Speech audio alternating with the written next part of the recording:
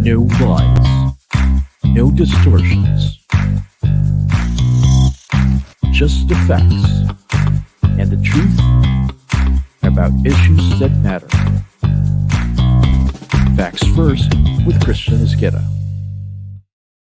Magandang araw po sa inyo lahat. Ako po si Christian Esguerra at welcome po sa ating special episode ng ating Facts First podcast sa ngayong araw na ito. Alam niyo po yung ating live interviews, ginagawa po natin Mondays, Wednesdays, and Fridays.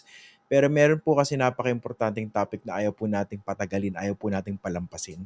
Okay, pag-usapan po natin nangyari ng February 6 dito po sa may vicinity po ng Ayungin Shoal kung saan yung Chinese Coast Guard tinutukan po ng tinatawag na military grade laser yung isang Philippine Coast Guard vessel. At dahil po dito, nagkaroon po ng tinatawag na temporary blindness doon po sa tripulante, sa crew noon pong Philippine Coast Guard vessel.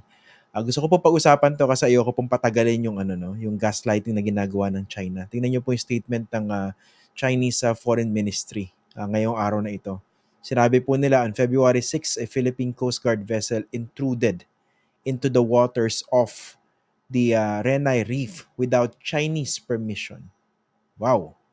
Tapos sabi pa nila, in accordance with China's domestic law and international law, including UNCLOS, the Chinese Coast Guard ship upheld China's sovereignty and maritime order enacted in a professional and restrained way.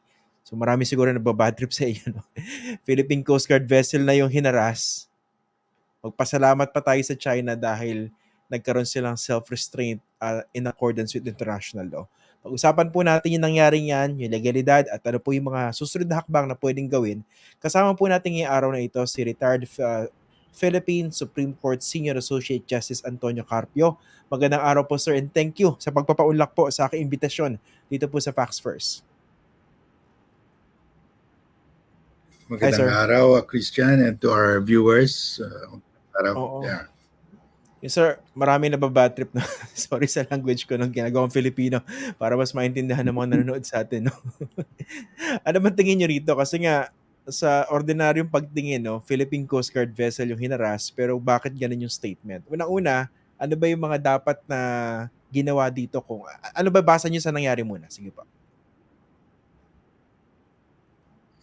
Well, umpisa tayo sa sa bagong Coast Guard law ng China. In 2021, China passed a new Coast Guard law, and yung Coast Guard law na yan authorized Chinese Coast Guard vessels to fire at foreign ships that intrude into China's jurisdictional waters.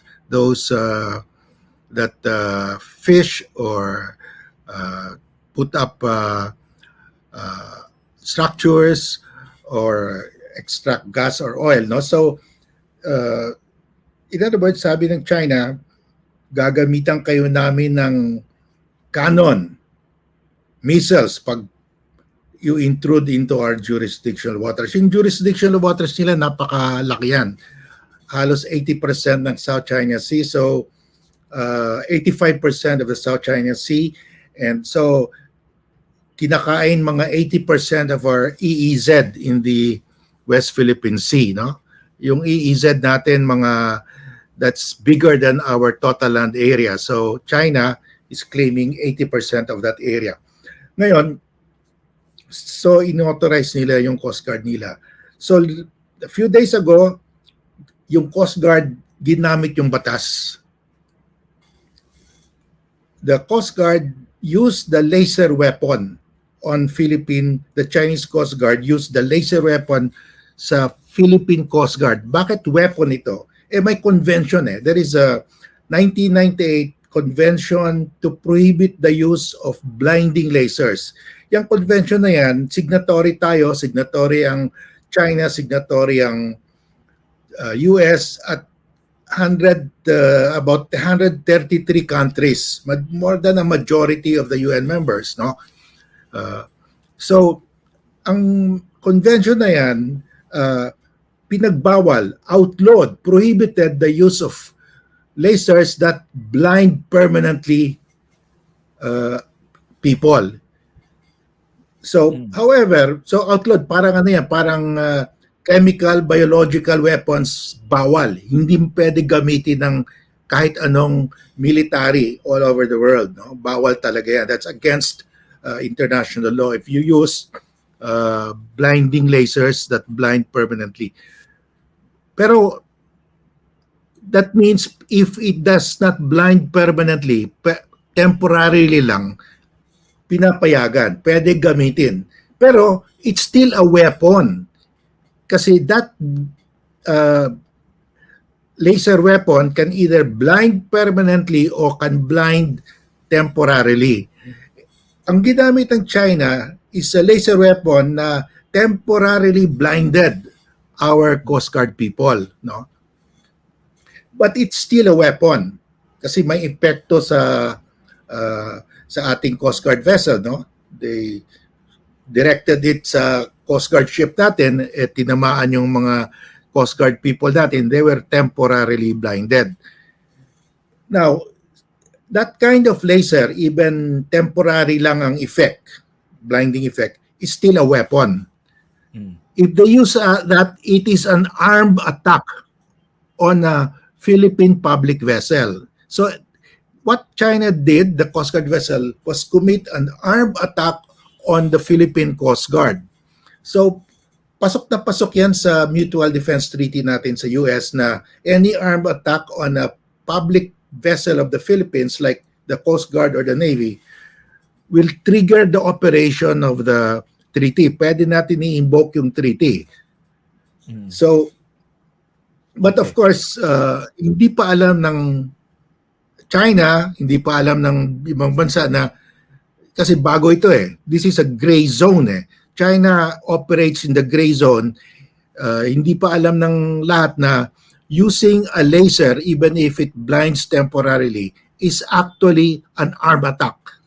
Okay. So, dapat ang gawin natin, we will issue a statement jointly with the US na using a laser weapon that blinds temporarily our Coast Guard or Navy people will be considered now an armed attack because that's suportado yan ng convention, international law.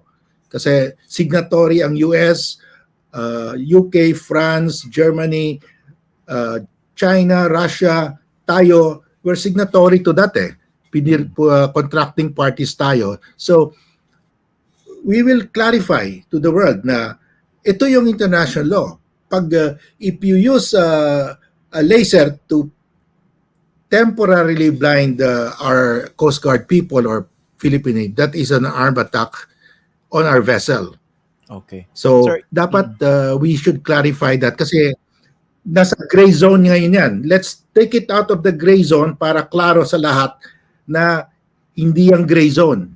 That's very clear. It is an armed attack. So that's my suggestion that we should clarify it.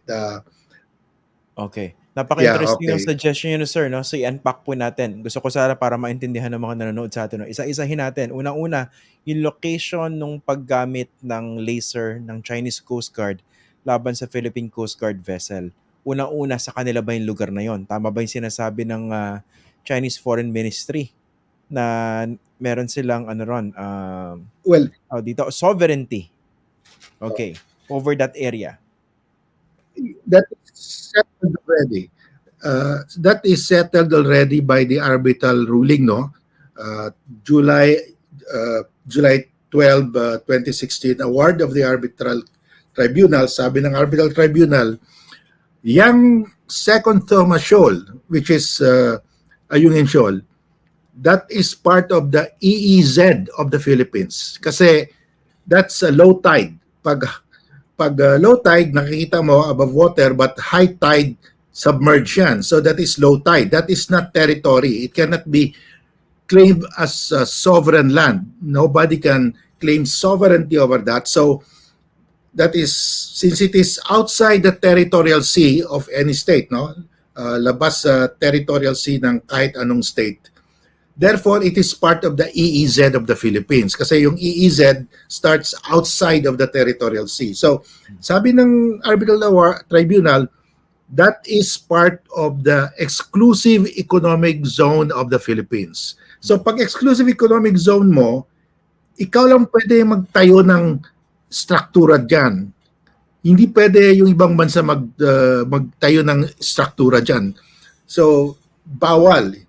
That's illegal pag ang China. So, now, because ating EEZ yon, tayo lang pwede mangisda dyan. Tayo lang pwede kumuha ng oil and gas dyan.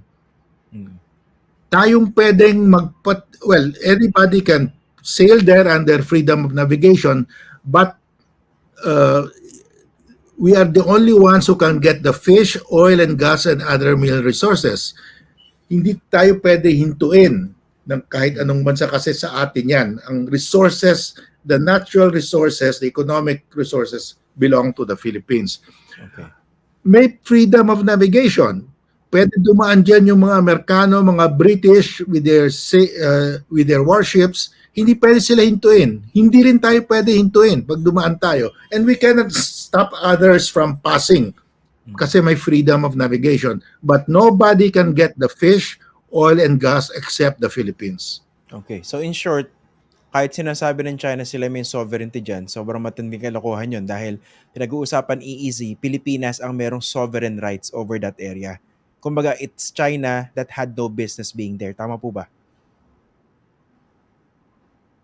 Yes, China cannot stop us because, first of all, hindi capable of sovereignty. Nobody, not even the Philippines can claim sovereignty kasi low tide yan eh. Sovereign rights Lubog yan pag high tide. Pag lubog yan pag high tide, sovereign rights lang, hindi sovereignty. But yung sovereign rights, sabi ng tribunal, belong to the Philippines. Okay. So yan, maliwanag na yan doon po sa mga nanonood, no? China yung hindi dapat nandun. Tayo dapat yung nandun, pero yung vessel pa ng Philippine Coast Guard yung hinaras. Okay, number 2, napaka-interesting yung sinasabi nyo po, no?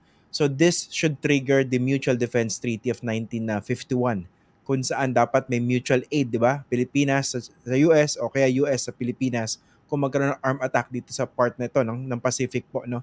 When you say activate, ano po yung dapat mangyari? Automatic ba yan? Automatic po ba yan? Dapat sumama sa pakikigera ang US? Ano po ibig sabihin activation yan? Well, that's the tricky part because ang sabi sa treaty, subject to the constitutional process of the contracting parties. In other words, if we invoke the treaty, the US will have to go to Congress for Congress to authorize kasi it's only US Congress that can authorize the declaration of war or to take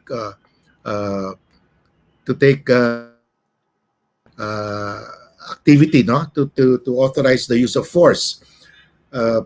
May exception and I will explain later. Tayo naman, pag ang US mag-invoke ng treaty kasi inatake sila, ganyan din. We will have to go to the Philippine Congress, to our Congress to get that authority. Hindi automatic. Walang automatic. There is no such thing as automatic in all the treaties of the US with NATO, with Japan, with South Korea, with Australia. Walang automatic kasi that power to declare war belongs to the legislature. Sa atin at saka sa US, only Congress, their Congress and our Congress. So hindi pwedeng that can be given in advance. Patas tayo dyan. And, pero may tinatawag na War Powers Act ang US President. Authorized by Congress, the US Congress authorized the President of the US. Pag inatake yung US forces outside, let's say in the South China Sea, there's an attack on a US vessel, US military ship. The US President has a power for 90 days to order retaliation, to use military force to engage the enemy. So automatic yan. After 90 days, it has the President of the US will have to go to Congress to extend it. So that's needed kasi you can those incidents happen very fast, no? So you have to have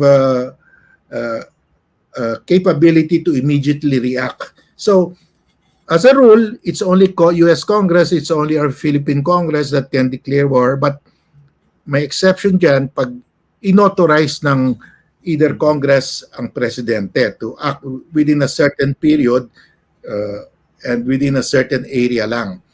So that's the situation. Pero all we alam mo yung China, alam ng China yan na if they attack a Philippine vessel, Philippine Navy or Coast Guard vessel in the West Philippine Sea, we can trigger the operation of the Mutual Defense Treaty. Kaya yung BRP Sierra Madre, hindi na pwede mag-sail yan, wala na yung makina, sira na, hindi nila inaatake. They can take over the ship anytime. Mga 10 lang yung soldiers natin dyan eh. They can take it easily, pero we carry that Sierra Madre in a roster of active ships. So, pag inatake nila yan, we can invoke the treaty. So, hindi nila inatake. Alam nilang consequence. Pero itong gray zone laser, wala pang klaros dyan, hindi pa clear kung anong meaning yan eh. Whether that is an armed attack or not. So, dapat we should clarify it. Armed attack yan. Katulad yung, pag inatake mo yung Sierra Madre, we can invoke the treaty. If you use focus a laser beam on our ship, ganyan din. So, that's the situation. Thank you. Okay, so yun yung nilinaw ni Justice Carpio sa mga nanonood, no? But again, we're not advocating for war dito, no? Ako, personally, tinatanong ko lang yung mga possibilities and I want clarified kung ano ba ibig sabihin ng activation. So kung yun po yung ibig sabihin ng activation in the context of the Mutual Defense Treaty, in this particular context, ano po yung realistic na dapat maging response? Binabanggit nyo dapat i-clarify itong gray area na to, no? Kung talagang considered na armed attack or dapat makonsider na armed attack yung paggamit ng blinding laser. Ano pa po yung realistic na nakikita nyong pwedeng gawin to actually prevent something similar from happening? Kasi pwede maulit po ito, di ba? Well,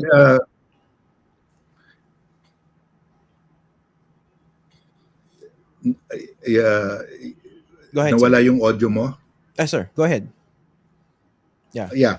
Well, what else can we do? Nasabi na ng presidente na we will have joint patrols with the US. Kasi yung joint patrol is action on the ground, on the sea. Pag nakita ng Chinese Coast Guard, nagpapatrol tayo together with the US, aatras sila. And that is assertion of our sovereign rights. Kasi napakalawak yung West Philippine Sea. Okay, may ruling tayo, atin yan. Pero pag andun yung Chinese Coast Guard o andun yung Chinese fishing vessel nangingisda doon, paano natin hintuin yan? Unless we patrol. We have to be there on site. So yung patrol na yon is our enforcement. Pag tayo lang, ang lalaki ng barko ng China eh. The Chinese Coast Guard vessels dwarf our Coast Guard vessels. So kailangan tayo mag-joint patrol. Nag-joint patrol na tayo during the time of President Aquino, Noynoy Aquino, pero once lang. Hininto ni Duterte. I-resume yan ngayon. Tama yan. We must resume it kasi that's the only way. And yun ang enforcement ng Arbitral Award. I-enforce mo ang Arbitral Award, pag dumadaan ka, sasabihin mo, amin ito. You are there guarding your resources. That's the only way. Thank you. Okay, napakalinaw no. So pero dito po no, pag-usapan din natin yung timing nitong ginawa ng China. Bakit tama ba impression na iba na parang it's more of the same if not mas nagiging aggressive ang China ngayon in response to things like this doon sa portion ng South China Sea na kiniklaim nila at mismo dito sa ating exclusive economic zone. May ano ba to, may kinalaman doon sa pagpapalit ng gobyerno dito sa atin o yung pakikitungo natin ngayon sa US? Well, China, this escalated. Nag-umpisa ito during the time of Duterte pa when China passed the new Coast Guard law. Alam mo yung Coast Guard law is very critical yan kasi sabi ng UN Charter, all disputes between states must be settled peacefully. You cannot use armed force. You cannot go to war to settle a dispute between states. You must go to negotiation, mediation, judicial settlement, or arbitration. Kaya tayo, pupunta tayo sa Hague, arbitration. Yung kinuha ng China yung Scarborough Shoal, we went to arbitration. Mm. But China now passed a law. We don't have to follow the UN Charter kasi we will use force on our own. That is changing the fundamental international order. Alam mo, Russia is also doing it right now. Sa Ukraine, Russia says, amin yung teritoryo niyan sa Donbas region. They just invaded it. Bawal yun. That's against international law, against the UN Charter. Kaya, condemned overwhelmingly ang Russia by the UN, by the United Nations. 4 lang states, mga allies ng Russia na bumoto sa Russia no during the voting. So dito naman sa South China Sea, China naman is trying to reverse the UN Charter again. So Russia is doing it in Eastern Europe and China is doing it in the South China Sea. They're trying to reverse the order kasi ang order ngayon, you cannot go to war. You cannot use armed force to settle a territorial or maritime dispute. Ang sabi ng Russia, no, we can go to war, we can annex it by going to war. Sabi ng China, we can use force to take over the maritime zones in the South China Sea. So, binabago nila, they're changing the world order.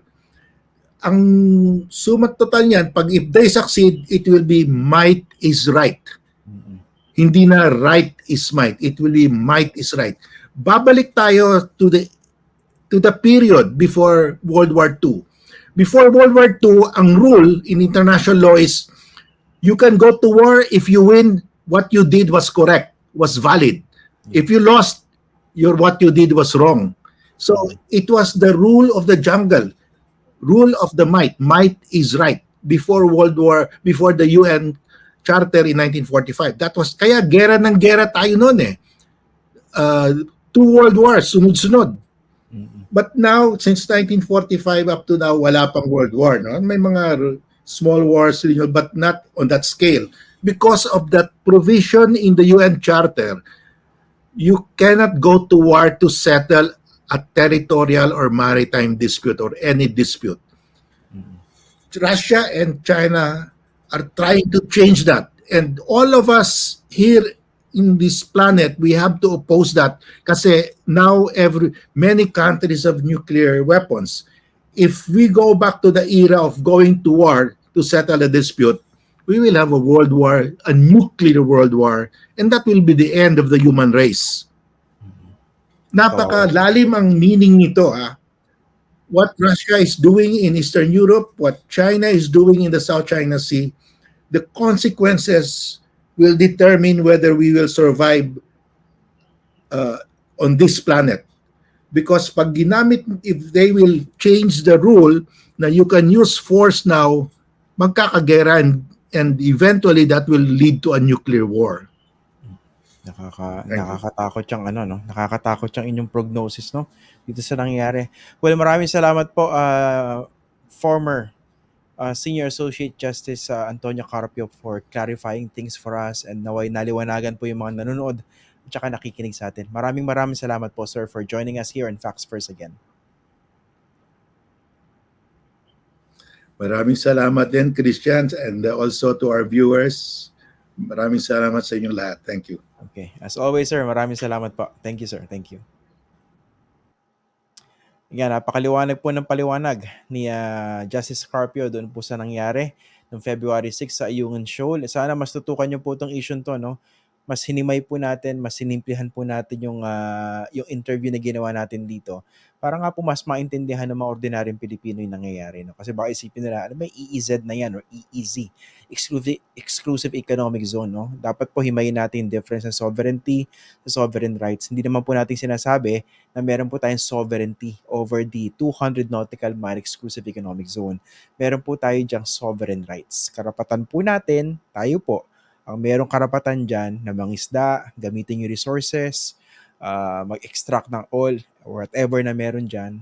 At ang katunayan po, China yung nag-i-intrude doon sa Ayungin Shoal, hindi po tayo. Tapos yung vessel pa ng Philippine Coast Guard, siya pa po yung tinutukan ng blinding laser which caused temporary blindness doon po sa crew according po sa sa account ng Philippine Coast Guard. So hindi po maganda yung nangyayari, no? So sana po ay magtulong-tulong tayong lahat dito, tapos sana ay gawin po ng pamahalaan ng tama para po sa interest ng bawat Pilipino dito, because before you know it, baka mawala na po sa atin yung mga resources na yan, no? So isa po yan sa mga tinututukan nating issues dito sa Facts First. Yun pong nangyayari dyan po sa South China Sea, dun po sa ating exclusive economic zone, at kung paano po poprotektahan ang ating pong interest, ang ating pong welfare dyan po sa lugar na yan. Okay? So maraming salamat po for joining us on this special episode po ng Facts First. And again, ako po ang inyong host, si Christian Esguera. Maraming salamat po.